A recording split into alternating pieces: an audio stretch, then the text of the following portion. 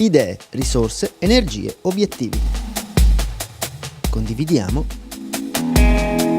per crescere insieme. Tutto questo è Community FVG. In questa puntata andremo alla scoperta di l'albergo diffuso di Barcis.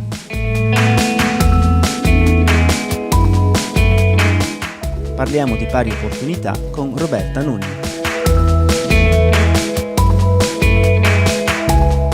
La cooperativa Il Piccolo Principe compie 30 anni.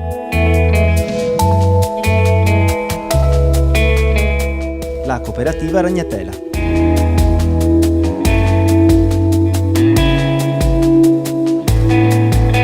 E ora iniziamo!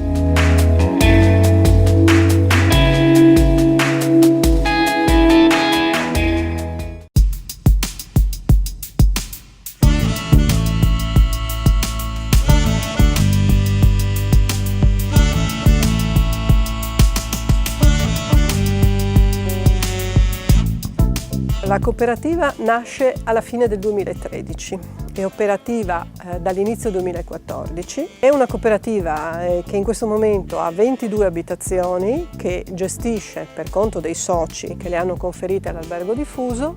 e ha 84 posti letto. Queste abitazioni, salvo un paio di eccezioni, sono tutte nel centro storico del paese. Sono tutte abitazioni che sono state ristrutturate da abitazioni vecchie, quasi tutte di sasso. Sono state ristrutturate cercando di mantenere ovviamente quelle che sono le peculiarità della zona, cercando di dare però anche nello stesso tempo un comfort, che è quello che viene richiesto dai turisti che in questo momento utilizzano le abitazioni, e sono tutte abitazioni che sono in paese. Questo ci consente di poterle gestire al meglio. La reception, come vedete, è in questo splendido posto, è una cosa di cui siamo orgogliosi perché è un vecchio palazzo, il vecchio palazzo Mocenigo Centi.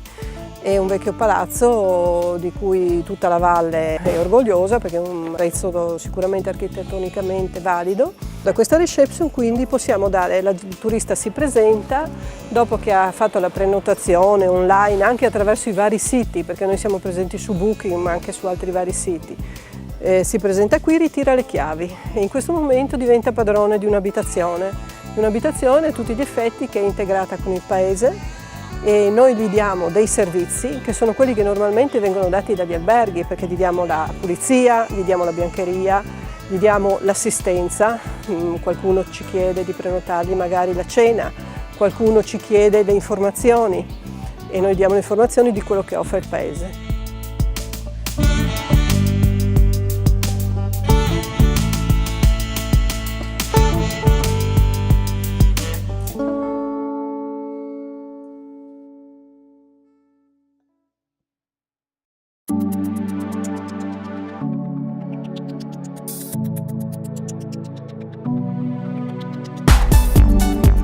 Anniversario importante per la cooperativa sociale Il Piccolo Principe di Casarsa della Delizia. Celebrerà i suoi primi 30 anni di attività con un grande evento, a ingresso libero, il 27 ottobre alle 20:45 al Teatro Pierpaolo Pasolini di Casarsa. È il tempo a rendere le cose importanti, viaggio nei primi 30 anni del Piccolo Principe, con la straordinaria partecipazione dei Papu, l'amatissimo duo comico pordenonese.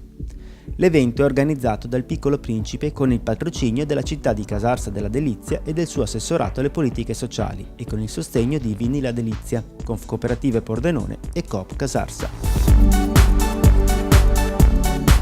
È stata sottoscritta la proroga del protocollo tra Regione, Federazione Regionale delle Banche di Credito Cooperativo e parti sociali per garantire l'anticipazione della cassa integrazione ai lavoratori fino al 31 dicembre 2019. Grazie a questo accordo i lavoratori potranno continuare a beneficiare dell'anticipo della cassa integrazione anche nelle circostanze in cui le aziende non sono nelle condizioni di fronteggiare gli esborsi richiesti, ha spiegato l'assessore regionale Alessia Rosolin.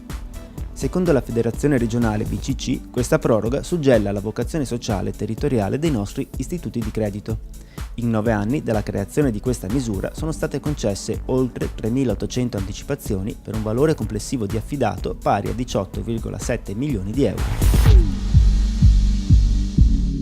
15 cantine del Friuli Venezia Giulia sbarcheranno in Cina per partecipare al Q-Wine 2018. un'Expo che mette le cantine nella posizione di promuovere e commercializzare i vini importati. La municipalità di Quintian e il Dipartimento del Commercio della regione dello Zhejiang offrono così un'occasione imperdibile per entrare nel mercato cinese dalla porta principale, incontrare direttamente i buyer provenienti da diverse città della Cina e dare avvio a nuovi rapporti con uno dei paesi più importanti per l'export italiano del vino. Tra le aziende partecipanti la cantina produttori di Cormons, importante cooperativa vitivinicola del Collio che nell'ultimo anno ha rinnovato packaging e immagine dell'azienda.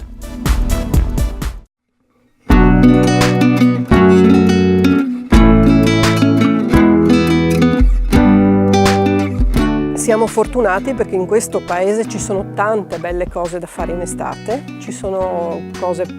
per famiglia, ci sono cose per sportivi, per amanti della natura, quindi abbiamo il trenino della Valcellina, che è una cosa che viene quasi presa d'assalto d'estate, e abbiamo la possibilità di andare a vedere la zona della vecchia strada, dove c'è la possibilità di percorrere questo splendido percorso, viene dato il casco, viene gestito dal parco, nel parco delle Dolomiti Friulane, e poi quando sei all'interno potresti anche fare il ponte tibetano, che è una cosa che c'è da 2 o 3 anni, che è un bellissimo ponte da cui si può godere il panorama del fondo del canyon. Poi ovviamente tutte le manifestazioni estive, che sono tantissime, cominciano con la motonautica, ovviamente che è una roba a livello mondiale, ci sono i campionati mondiali, e poi durante l'estate ci sono tutte le varie manifestazioni che vengono organizzate dalla Proloco. Faccio un esempio, la sera di San Giovanni, c'è la sera delle erbe magiche, molto conosciuta in zona, partecipano migliaia di persone, c'è questa serata in cui si racconta la storia della notte di San Giovanni, e c'è tutta una tradizione, viene fatta anche in altri posti del Friuli. E poi si arriva alle varie manifestazioni più o meno sportive o folcloristiche, c'è il festival per esempio di Eviano che una serata la fa qui, in queste zone qui. Poi c'è i vari mercatini, il mercatino delle erbe, il mercatino dell'antiquariato, il fondin.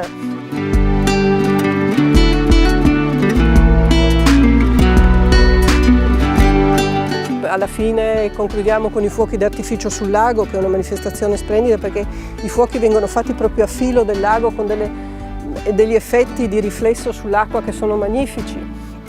E poi abbiamo manifestazioni culturali, per cui per esempio qui è nato il premio Giuseppe Malattia della Vallata, che è molto conosciuto, e una sua costola che è il premio Giuseppe Cavallini, che poi è stato istituito a Vittorio Sgarbi e che adesso viene fatto per questioni logistiche a Pordenone.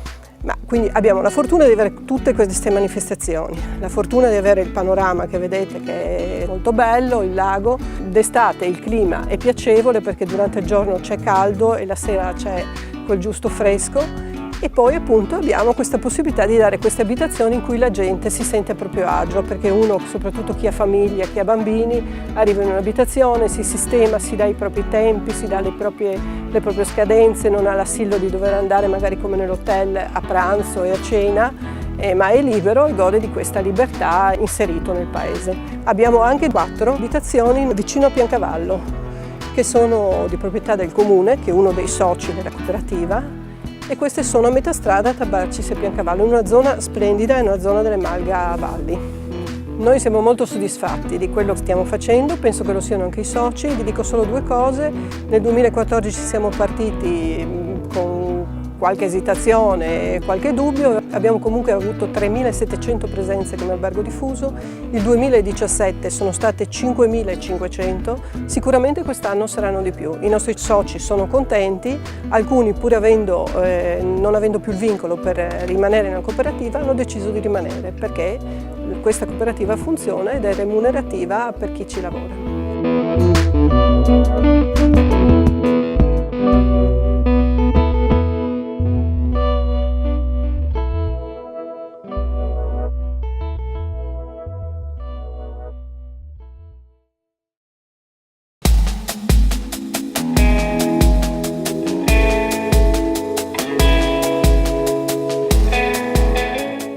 Salve a tutti, oggi siamo a Udine con la professoressa Roberta Nunin, che è la consigliera di parità regionale e che si occupa di sorvegliare in modo particolare la parità di genere, tutto quello che ci ruota attorno, un argomento molto interessante per quanto riguarda le donne, ma tutte le persone, direi, e di questo parliamo oggi con lei, in particolare dei rapporti con le donne cooperatrici.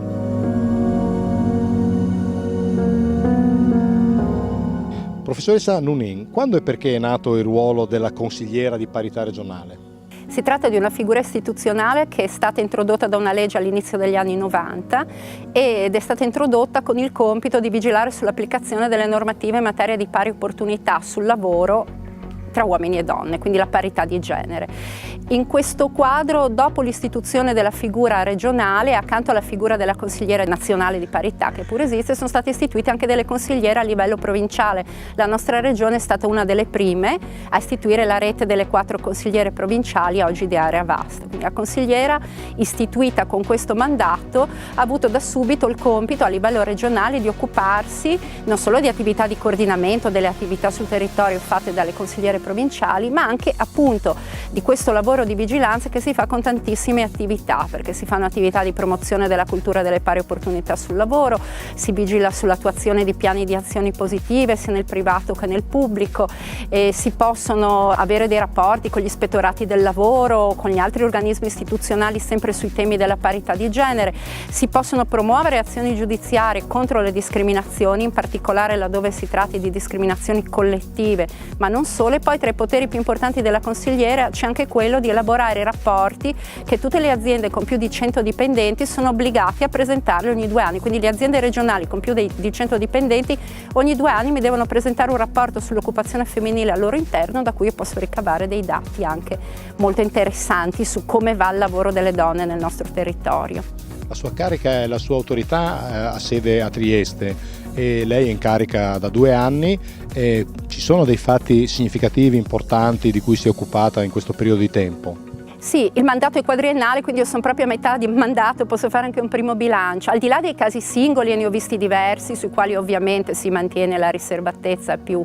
assoluta, devo dire che 2 tra i compiti più importanti, più interessanti, sono stati quelli da un lato di relazionarsi con i vari soggetti che sul territorio si occupano di questi temi. La consigliera di parità siede anche in tutta una serie di commissioni proprio per il suo ruolo istituzionale, dalla Commissione per il lavoro all'organismo che si occupa dell'applicazione della legge sul mobbing, quindi ci sono anche tanti luoghi, no, nei quali si siede per vigilare sull'applicazione delle norme pari opportunità. E poi forse il lavoro più impegnativo e anche più interessante è stata proprio l'elaborazione dei report biennali, perché io sono entrata in carica nel momento in cui c'era una scadenza biennale, quindi ho ricavato i dati di tutte queste imprese, sono un qualche centinaio di imprese, quindi non sono pochissime, e ho portato avanti l'elaborazione dei dati presentando poi un rapporto al pubblico che è stato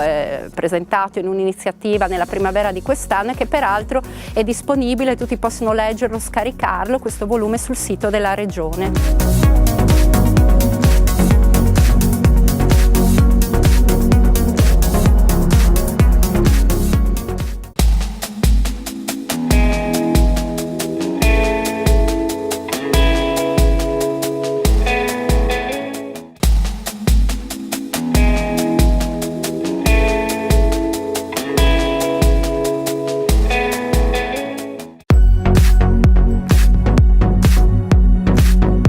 Professoressa Nunin, le molestie e il mobbing di cui abbiamo appena parlato nei confronti in particolare delle donne purtroppo in molti ambienti sono assai frequenti. Ve ne siete occupati? Mi pare di sì, ma con quali iniziative specifiche, quelle più importanti? Sì, questo è un tema sicuramente importante perché spesso attraverso le molestie passano proprio le discriminazioni nei confronti delle lavoratrici nei luoghi di lavoro. Sappiamo qual è la diffusione del fenomeno, l'Istat ci dà delle stime che sono molto preoccupanti, parla di 1/3, anche più, di lavoratrici che nella loro vita lavorativa si devono in qualche modo confrontare con fenomeni di questo tipo. A livello di consigliere di parità, in particolare le consigliere territoriali si sono dovute occupare in questi anni di diversi casi che hanno affrontato, hanno risolto, cercando di risolvere le situazioni a volte con attività di mediazione, a volte dando sostegno alle vittime, indicando alle vittime quelli che sono gli strumenti anche legislativi di tutela, quindi come funziona il sistema sanzionatorio, giudiziario, quali sono gli strumenti giudiziari,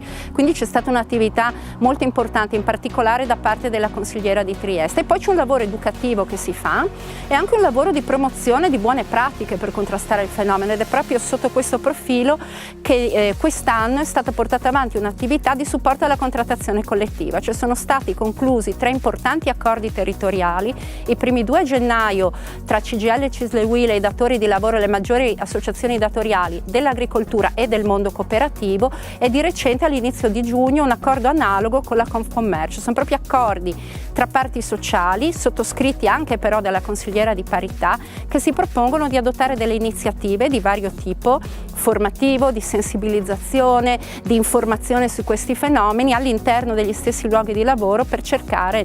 di dare indicazioni e di incidere anche sulla costruzione di una cultura che eviti che queste vicende, che queste molestie si diffondano ulteriormente. Le donne cooperatrici, come anche detto, sono molto attive su questo tema. Avete avviato delle iniziative comuni di cui ci vuol parlare o anche magari per il futuro? Certo, proprio sulla base dell'accordo del patto territoriale per la prevenzione delle molestie e delle violenze sul lavoro, di cui ho detto sottoscritto con le maggiori centrali cooperative, ci sono già stati degli incontri, perché l'obiettivo è proprio quello di rendere questi accordi operativi quanto prima, e quindi c'è stato un incontro anche con le dirigenti del settore cooperativo, un incontro di formazione iniziale loro su questi temi, perché è una materia anche molto delicata, con tanti profili normativi, quindi anche avere una conoscenza specifica per i non giuristi è un passaggio importante, e l'obiettivo adesso è quello di realizzare sui territori e all'interno quindi delle diverse realtà cooperative delle iniziative di formazione del management stesso, quindi a partire dai dirigenti, ma poi anche verso i lavoratori e verso i loro rappresentanti sindacali, perché molto spesso rispetto a questi fenomeni gli spazi si aprono per i molestatori, perché c'è ignoranza, c'è poca capacità anche a volte di distinguere quello che è lecito, quello che non lo è, perché dobbiamo pensare che quando noi ragioniamo di molestie immaginiamo subito le molestie sessuali di tipo fisico, cioè la violenza, l'aggressione fisica, ma molestie sessuali possono essere anche di tipo verbale, usare un linguaggio scorretto, aggressivo, con connotazione sessuale, offensivo per la persona a cui vengono rivolti questi epiteti, e anche a volte creare un ambiente che sia un ambiente molesto. Faccio un esempio: se vengono esposte delle immagini pornografiche in un ambiente di lavoro, una lavoratrice ma anche un lavoratore potrebbe sentirsi offeso, e questa è una molestia sessuale ambientale. Quindi ci sono tante iniziative che si possono fare, e io ho trovato una grande sensibilità all'interno del mondo cooperativo, e spero veramente che si possano portare avanti tutti questi progetti, valendoci del supporto adesso che c'è proprio nel patto territoriale che è stato firmato.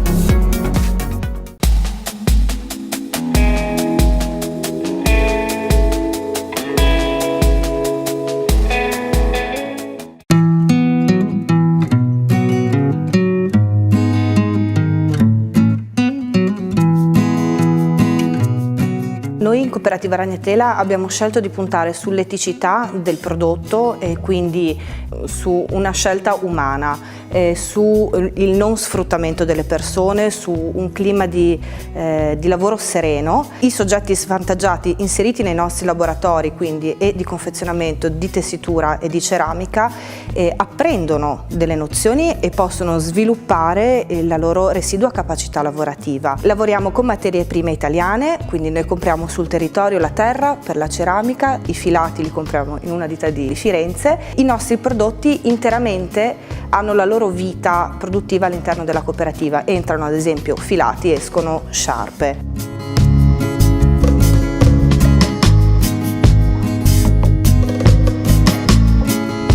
Nessun lavoro è fatto all'esterno della cooperativa, quindi ci occupiamo con amore di creare i nostri pezzi di artigianato, pezzi che sono unici e sono personalizzati, scelti dal cliente, quindi noi abbiamo dei campionari per far capire che cosa possiamo fare, ma ogni pezzo, ogni bomboniera, ogni orologio, ogni vaso, ogni sciarpa è fatta su misura per il cliente che viene in laboratorio da noi, sceglie, vede, tocca il filato e decide che cosa vuole, che cosa gli sta bene, e sposa un pochino il nostro progetto. Quindi il nostro laboratorio, ad esempio, di tessitura è visitabile perché all'interno del negozio, il nostro laboratorio di ceramica è visitabile e quindi è in chiaro quello che noi facciamo.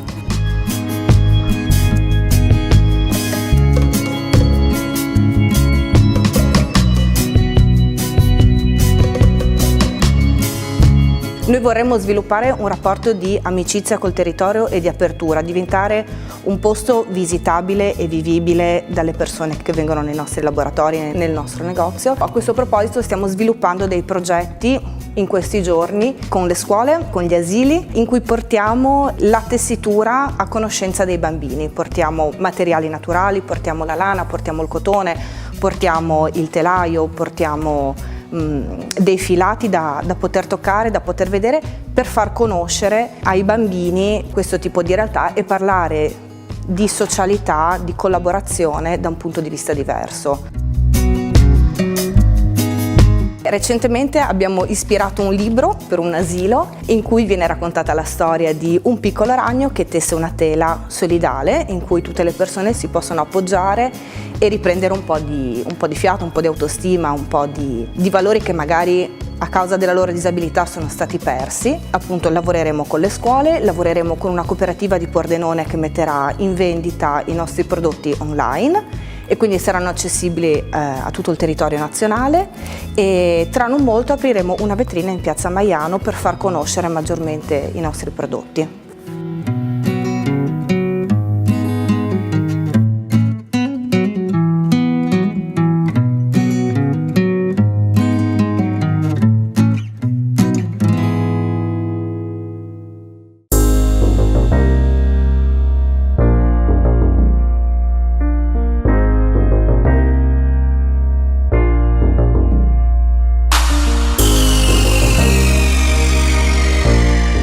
La cooperativa sociale Ragnatela è una cooperativa sociale di tipo B.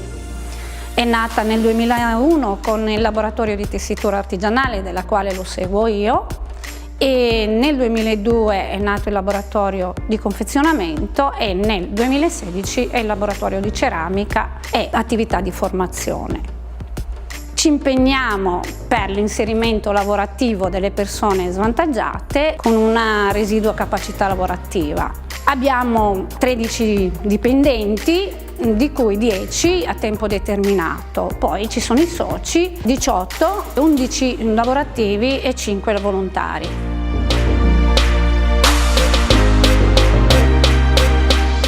Qui arriviamo al mattino e abbiamo degli ordini, agli ordini programmiamo anche la giornata, nel senso che adesso è un periodo di bomboniere, confezionamento bomboniere e quindi ci dedichiamo a quello. Ci sono articoli della quale ci sono pezzi tessuti a mano e quindi se dobbiamo lavorare al telaio prepariamo e poi ne faccio il confezionamento.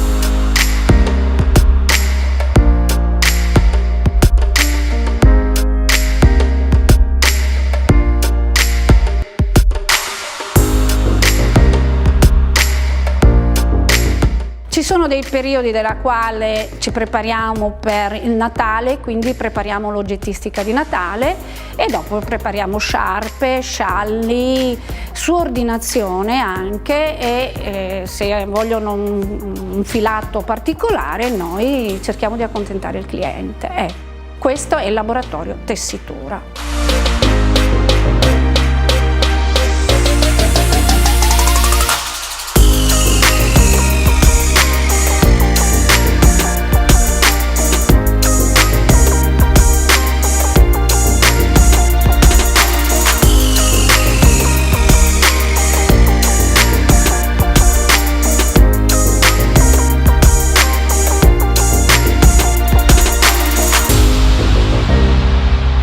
Nel reparto ceramica preparano articoli e ultimamente stiamo preparando articoli per i comuni che sono degli stemmi. Anche lì facciamo diversi articoli, orologi, oggetti per bomboniere e sempre cercando di soddisfare il cliente.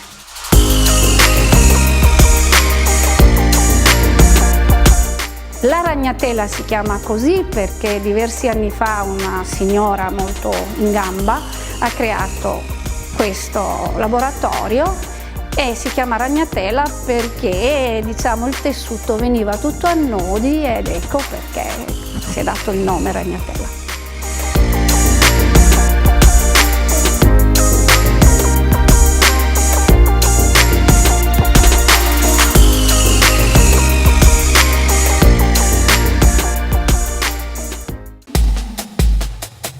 Community FVG finisce qui e vi dà appuntamento a settimana prossima, con ancora tante nuove storie da raccontare.